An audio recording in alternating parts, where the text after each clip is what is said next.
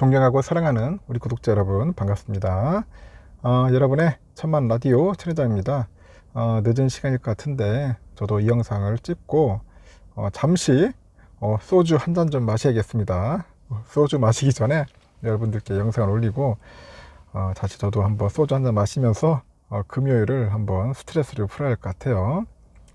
하여튼 여러분들 오늘 고생하셨습니다. 한 주 동안 최악의 한 주였죠. 저는 어느 정도 예상을 했는데 그래도 좀 씁쓸하네요. 좋은 소식을 가지고 예상을 해야 하는데 안 좋은 소식을 가지고 이야기를 하려니까 제 마음도 무겁습니다. 무거워요. 다들 잘 되자는 차원에서 하는 건데 이 어려운, 하필이면 왜 이 어려운 시기에 우리가 이렇게 투자를 하고 있을까 하는 생각도 할 겁니다. 활활 타오르는 그 불장에 투자했으면 얼마나 좋을까 하는데 그걸 어떻게 우리가 다 일일이 맞출 수 있겠어요? 맞출 수가 없죠. 이 어려운 시기를 극복한 사람은 잘할 거라 믿습니다. 잘할 거라 믿고 하여튼 차후에 보면은 현명하게 잘 극복하겠죠. 뭐 이런 이야기도 있지 않습니까? 보통 재밌는 이야기일지 모르겠는데 연인은 그 안 맞으면 헤어지겠죠. 부부는 안 맞으면 맞춰가는 거고 직원은 일이 힘들면은 사표를 내면 되지만은 대표는 끝까지 방법을 찾아가지고 해내야 하는 사람입니다. 골프를 잘 치고 싶으면은 배우면서 연습하는 걸 멈추지 말아야 하지. 뭐 장비 탓이나 환경 탓이나 뭐 사람 탓 이렇게 하는 것은 의미가 없다. 맞나요, 여러분? 골프 좀 치시면 그런 공감합니까? 골프를 잘 치려면은 진짜 연습하는 걸 멈추지 말아야 한다는 거죠. 중요한 건 뭐냐? 결국 여러분의 마음가짐, 나의 마음가짐이다. 안 되어도 가능성을 찾는 자세, 안 맞아도 맞춰가려는 그런 자세를 가지는 게 중요하지 않을까 그런 생각을 해봐요. 그 무언가를 하는 데 있어서 방해하는 건 나의 의지와 마음가짐이지 환경 탓으로 돌리면 끝이 없어. 환경 탓. 예전에 저도 무슨 탓을 많이 했던 것 같아요. 환경 탓, 주의 탓을 많이 했던 것 같아요. 상처받은 연애를 해봤다 할지라도 행복한 연애를 하려면 다시 사랑해야 하고요. 실패를 계속했다 할지라도 뭐 시행착오지 포기하지 않으면 결과는 반드시 나온다. 그렇게 봅니다. 그래서 내가 변하지 않으면 아무것도 바뀌지 않으며 또 내가 할 수 있다고 믿으면 하는 것이에요. 내가 할 수 없다고 믿으면 못하게 되는 것이다. 그렇게 보죠.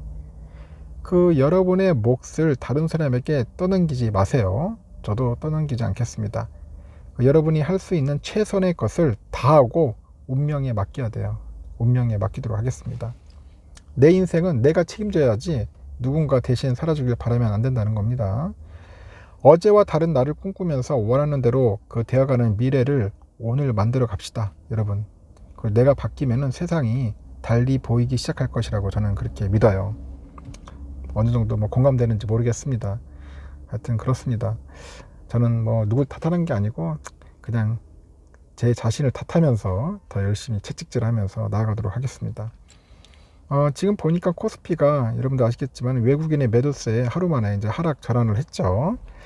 미국의 연방준비제도의 그 자이언트 스텝 이 강행 이후에 각국의 중앙은행들이 이제 긴축의 속도를 내고 있어요. 지금 보니까 경기 침체에 대한 우려가 증폭이 됐다는 건데 극도로 현재 얼어붙은 투자 심리 탓에 이제 증시 변동성 커진 것 같습니다. 투자 심리가 상당히 얼어붙은 것 같아요. 코스피는 전일 대비 10.48포인트 떨어져서 2440.93 참 절묘합니다. 2440.93 여기 딱 맞췄습니다. 이날 1% 하락을 하면서 장을 연 지수는 3분 만에 2% 넘게 급락을 했고 2396선까지 밀리고 코스피가 장중에 2400선을 하회한 거는 2020년 11월 5일 이때가 2370.85니까 그 이후에 1년 7개월 19개월 만에 다시 돌아왔다. 그렇게 보시면 될 것 같습니다. 하지만 장중에 미국 시간의 선물이 반등하는 등 그 앞서간 투자자들의 불안 심리가 일부 약간 진정되는 모습 보이긴 보였는데 지수는 2400선에서 지지력 테스트 후에 낙폭을 막 축소를 하면서 간신히 2440불을 찍었다. 그렇게 보시면 될 것 같아요. 간밤에 뉴욕 증시는 폭락 장세를 연출을 했잖아요. 보니까 15일 뉴욕 증시 다우 지수가 2.4% 정도 급락을 해가지고 29,927.07. 종가 기준으로 봤을 때 다우 지수가 3만 선을 내준 건 지난해 1월 이후 벌써 1년 5개월 만이에요. 17개월 만에 빠졌습니다.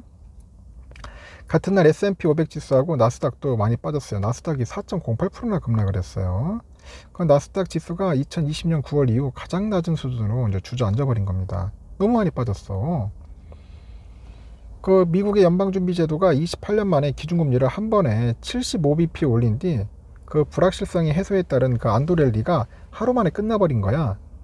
미국의 그 고강도 긴축 기조가 이제 계속될 것이다 그런 전망, 그리고 경기 침체 가능성이 약간 가시화되면서 투자자들의 부담이 이제 커지는 거죠.